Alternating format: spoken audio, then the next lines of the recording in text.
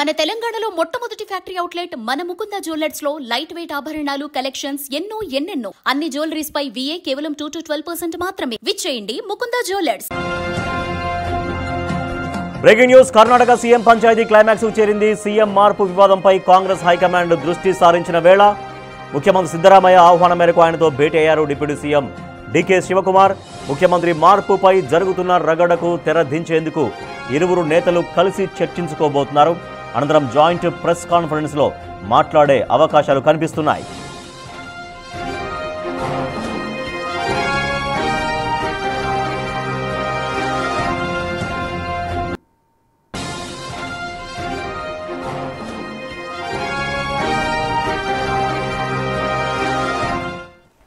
Karnataka CM panchayati climax కు చేరింది. CM మార్పు వివాదంపై కాంగ్రెస్ పార్టీ హైకమాండ్ దృష్టి సారించింది.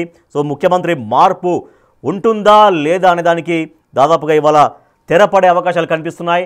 సో హైకమాండ్ చెప్పినట్టుగా నడుచుకుంటామని ఇరువురు నేతలు చెబుతున్నటువంటి సమయంలో ఇరువురు నేతలు ముఖ్యమంత్రి Siddaramaiah, deputy CM DK Shivakumar ఇద్దరు బ్రేక్ఫాస్ట్ మీటింగ్ కూడా అయ్యారు. సో దీనికి సంబంధించి మరింత సమాచారాన్ని మా ప్రతినిధి శివ అందిస్తారు. శివ, కర్ణాటక సీఎం మార్పు ఉండబోతుందా ఉండట్లేదా క్లారిటీ వస్తున్నాయి ఇవాళ ఈ మీటింగ్ ద్వారా?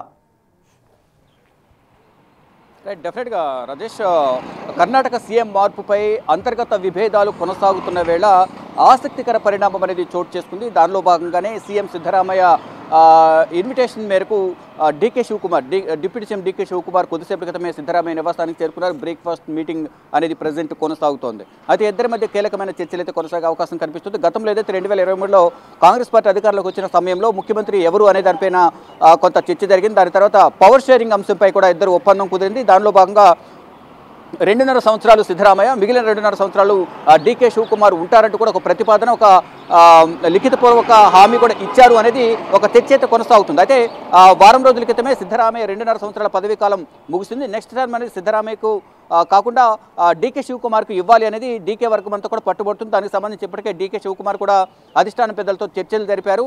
దానికి సంబంధించి ఇద్దరి మధ్య కొంత విభేదాలు కొనసాగుతున్నాయి. సీఎం డిప్యూటీ సీఎం మధ్య అనేది కొంత ప్రచారం అయితే జరుగుతోంది.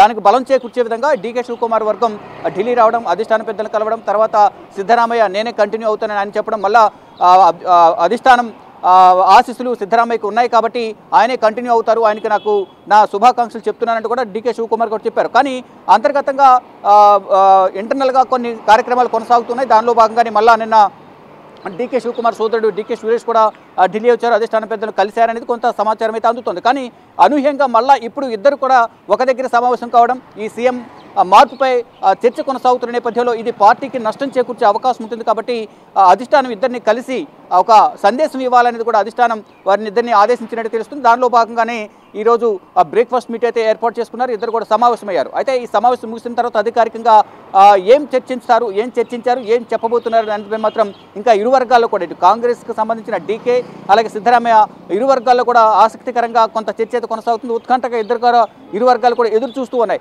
ఇక బ్రేక్ఫాస్ట్ మీట్ తర్వాత మీడియాతో మాట్లాడే అవకాశం కూడా ఉంది అనేది కూడా కొంత సమాచారం అయితే అందుతోంది. అయితే ఈ మీడియా సమావేశంలో ఏం మాట్లాడతారు? సిద్ధరామయ్యను కంటిన్యూ చేస్తారా, లేదా సిద్ధరామయ్య కాకుండా DK శివకుమార్కు అవకాశం ఇస్తారా? అధిష్టానం ఏం చెప్తే అది నడుచుకుంటామని చెప్తారా? ఏం జరగబోతుంది అనే దానిపై మాత్రం ఇంకా ఉత్కంఠ కొనసాగుతుంది. ఇంకా ఇటు కాంగ్రెస్ అగ్రనాయకురాలు సోనియా గాంధీతో సమావేశం కూడా జరిగే అవకాశం అయితే కనిపిస్తుంది. దానిలో భాగంగా విదేశీ పర్యటన సోనియా గాంధీ ఈరోజు సాయంత్రానికి ఢిల్లీ వస్తారు. ఢిల్లీ వచ్చిన తర్వాత ఈరోజు బ్రేక్ఫాస్ట్ మీట్లో జరిగిన సమావేశం అనంతరం వారు ఏం చెప్తారో దానికి అనుగుణంగా నెక్స్ట్ వారిద్దరిని కూడా ఢిల్లీ పిలిచి ఇద్దరితో మాట్లాడే అవకాశం అయితే ప్రధానంగా కనిపిస్తుంది. లేని పక్షంలో బెంగళూరు వేదికగానే ఈ సీఎం పంచాయతీని సమస్య పోతుందా, ఢిల్లీకి వస్తారనేది కూడా వేచి చూడాల్సింది. ప్రజెంట్ అయితే DK శివకుమార్ సీఎం సిద్ధరామయ్య సమావేశం కొనసాగుతుంది.